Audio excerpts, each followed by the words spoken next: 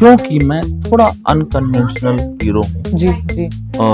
जो एक हीरो का सो कॉल्ड जो हमने एक नॉर्म्स बना रखे हैं, हुँ, मैं उसको ब्रेक करने में लगा हुआ हूँ। हुँ। I miss a lot. हुँ, मतलब मुझे लगता था कि सम्राट से बेहतर अच्छा। एक कैरेक्टर था दिलजीत। हुँ, सम्राट की सिचुएशन बहुत अच्छी थी, हुँ। पर दिलजीत जो लिखा था ना वो वो बहुत सुंदर। बहुत ही अच्छा। हुँ।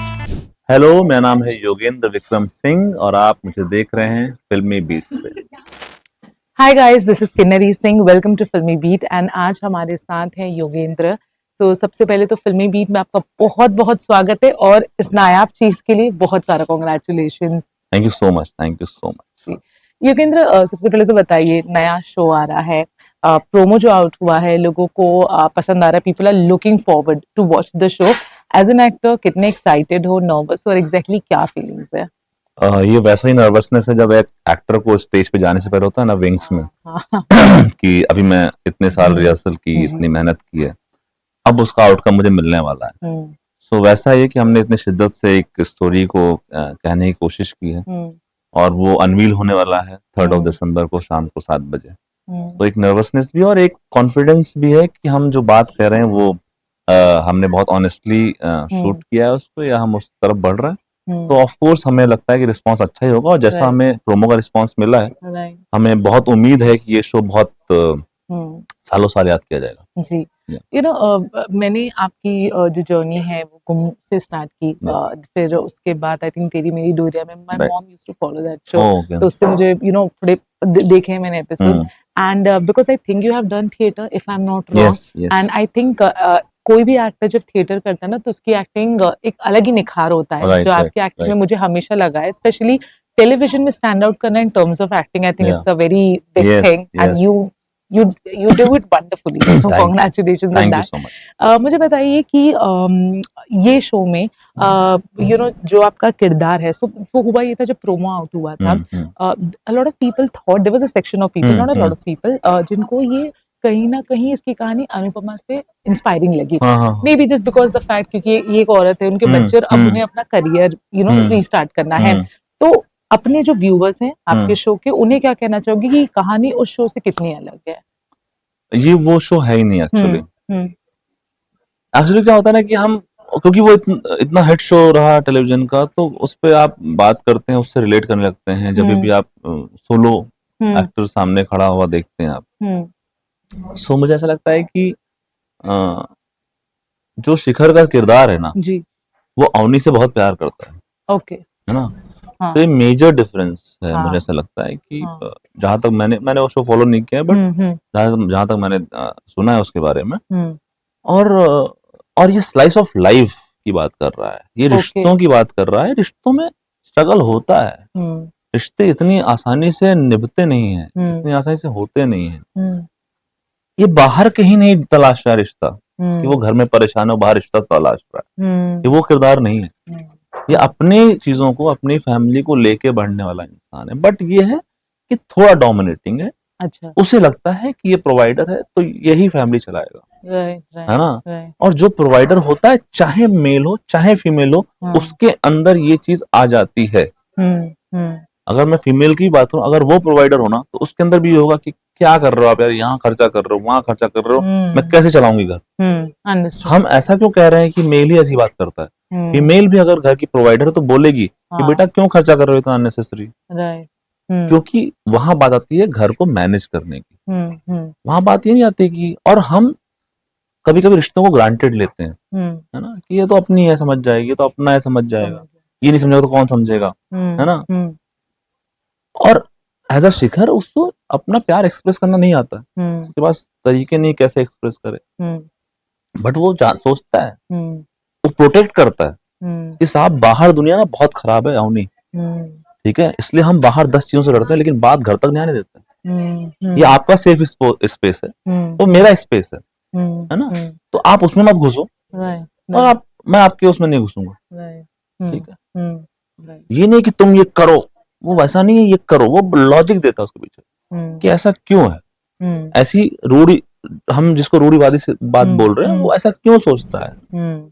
क्यों उसको फॉलो करने की बात कर रहा है वो, हुँ, क्योंकि दुनिया ऐसी हो गई, हुँ, दुनिया बहुत खराब है, उससे मुझे अपनी फैमिली को प्रोटेक्ट करना है, जी। और उसके बाद अपने ख्वाब को पूरा करना है। Right, right, right. तो वो जर्नी। राइट। योगिंदर, जैसे प्रोमो में कई बार ऐसा बताया है, ये एक मानी बात भी है कि व्हेन वी आर स्मॉल, या तब हमारे पेरेंट्स भी, एट अ मदर और अ फादर, काफी सैक्रिफाइस करते हैं अलग अलग तरीकों से। हम्म चाहे वो माँ पूरा दिन किचन में खाना बनाना हो, पापा का काम पे जाके लेट लेट आज तक घर पे आना हो, हम्म बट तब हम वो रियलाइज नहीं करते हैं, है ना? और हम्म ग्रो होने के बाद फिर कहते हैं कि यार इन्होंने तो बहुत किया, और मैंने काफी बार रूड भी बिहेव किया है। तो if I ask you now that you are a grown up and you are an adult, क्या सोचते हो, मॉम डैड का क्या सैक्रिफाइस याद आता है? कब आपने उनसे एक तरीके से बिहेव नहीं किया था जो आपको नहीं करना चाहिए था?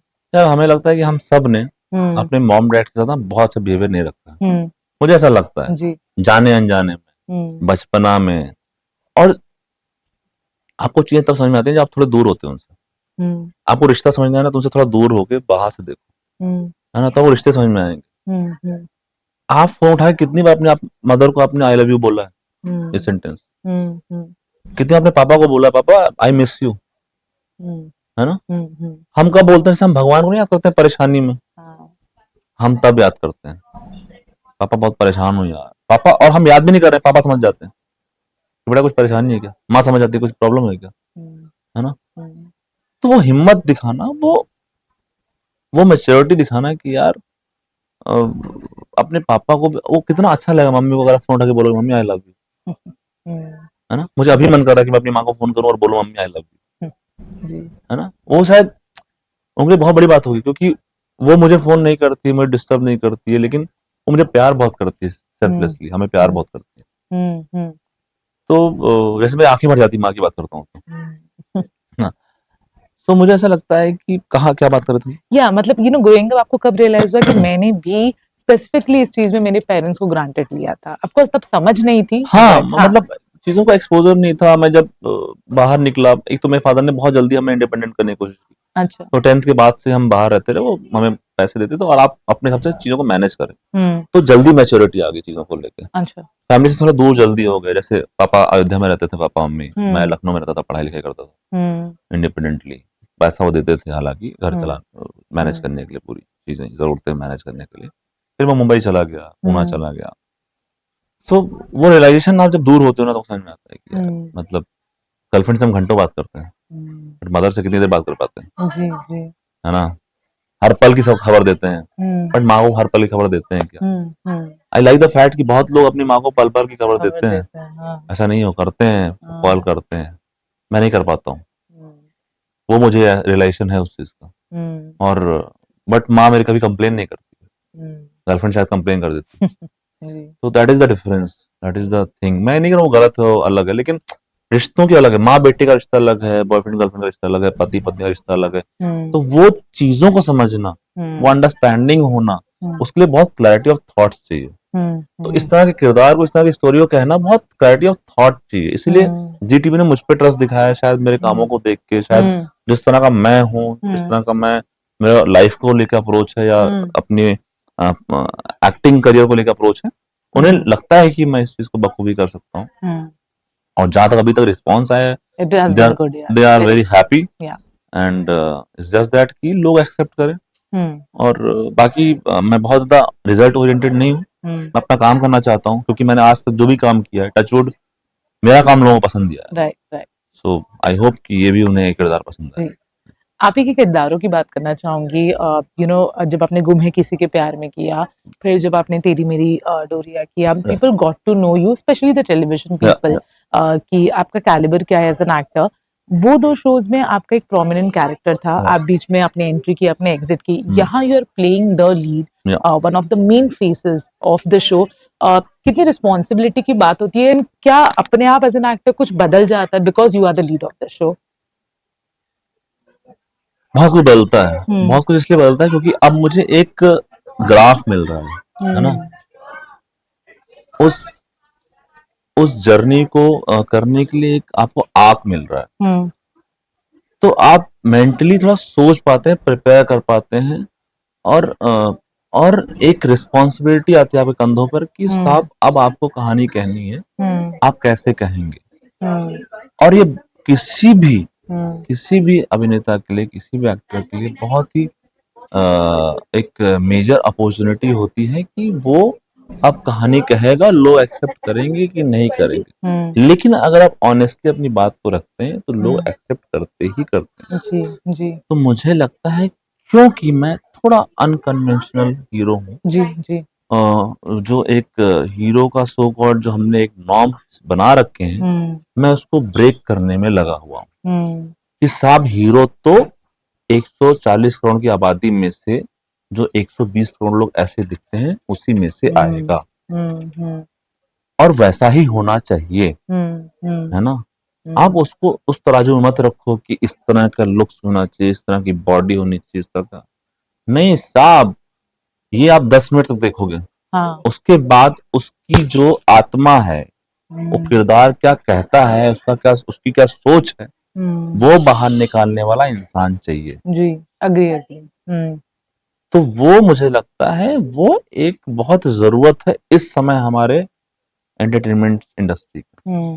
राइट राइट तो मैं कोई अपनी वो नहीं कर रहा हूँ, लेकिन मुझे लगता है ऐसे मेरे आसपास बहुत सारे एक्टर हैं जो जिनको मौका नहीं मिल पा रहा है सिर्फ इन सब चीजों की वजह से। तो I am very grateful to the channel, the production team, to everybody जिसको मेरे अंदर वो बात दिखी, और grateful to my parents, to God कि मुझे मौका मिल गया, और मैं अब चाहता हूँ कि मैं इस मौके को अच्छे से करूँ ताकि 4 और लोगों को ये मौका मिले।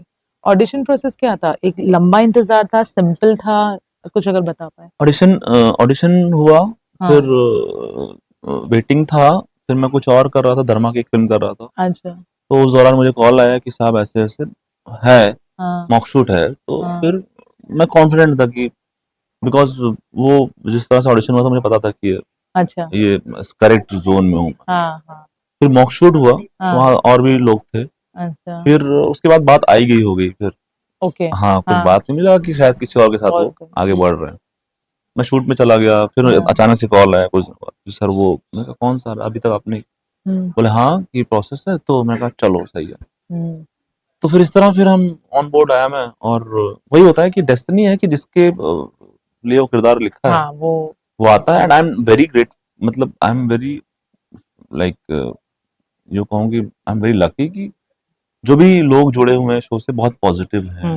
सारे किरदार, राष्ट्रीय है, भूमिका है, जो मेरे मदर प्ले कर रही है, फादर प्ले कर रहे हैं, बहुत अच्छे अच्छे आपको आम से ऐसे लाइफ में दिखने वाले सारे किरदार, तो मजा आने वाला है। जी एक आखिरी सवाल, आपका जो लास्ट शो था जहाँ पे आपका कैरेक्टर काफी पॉजिटिव था फिर नेगेटिव हो गया, ऑल्दो आपकी मेकर्स से कोई कंप्लेन नहीं थी, बट आपकी टीवी से ये कंप्लेन थी कि रेटिंग्स की वजह से किरदारों को बहुत ड्रास्टिकली चेंज कर लेते हैं, और ये एक ऐसी चीज है जो जेन्युइनली नहीं पता किसी के हाथ में है भी या नहीं है। उस चीज से आपने कितना अपना एक वो बना लिया, समझौता कर लिया है कि टेलीविजन ऐसे ही चलेगा, या फिर आपने कितना समझौता किया उस चीज से?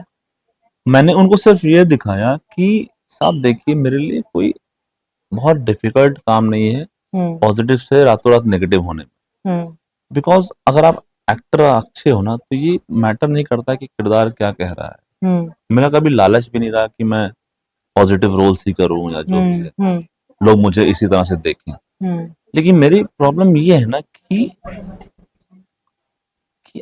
आप ना रेटिंग की वजह से एक अच्छी